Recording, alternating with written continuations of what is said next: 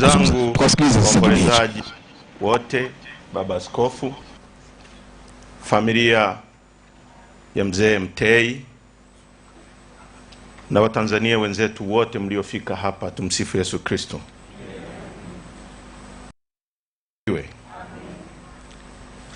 Familia ya mzee Mtei, kwanza pokeeni salamu za mwenyekiti wetu Mheshimiwa Tundu Lissu ambaye yuko gerezani kwa sababu wote tunazozijua kwamba ni za uongo. Ameandika ujumbe mrefu, tutauposti na tutakabidhi kwa familia. Kwa tunaleta salamu za pole kutoka kwa Mheshimiwa Tundu Lissu na chama chetu. Sisi tumefiwa na muasisi wa chama chetu mzee Mtei ambaye amejenga taasisi hii ambayo imekuwa chama kikuu nchini Tanzania. Sio chama kikuu cha upinzani, chama kikuu Tanzania.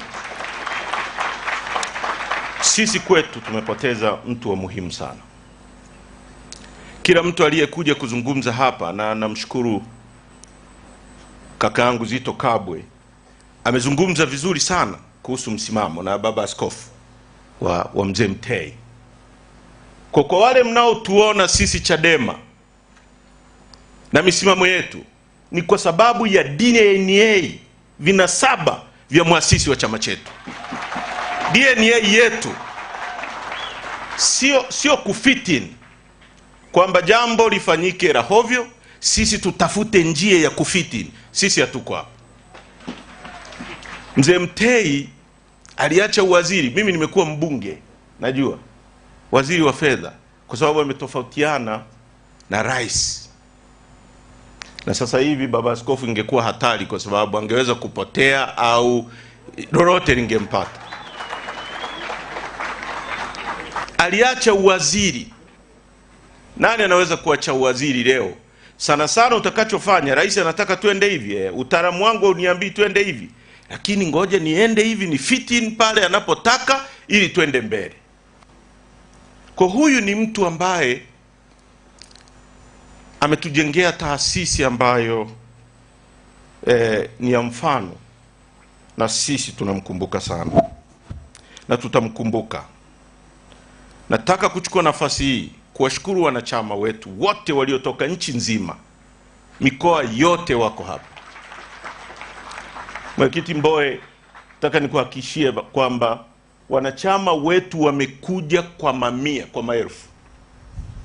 Viongozi nchi nzima, pamoja na mateso wanayopitia, kwa sababu nimeona hapa watu wanasema tutofautiane kwa sera. Sasa hivi ukitofautiana kwa hoja ndio unapotea.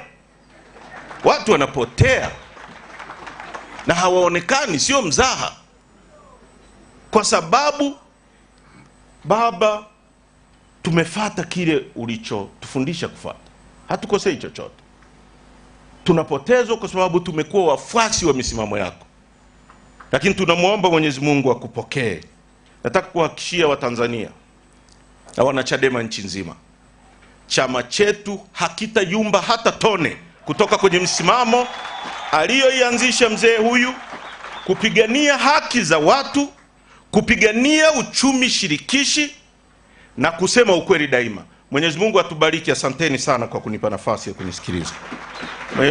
Mzee wetu, uende kwa amani ya Bwana. Asanteni wa Tanzania.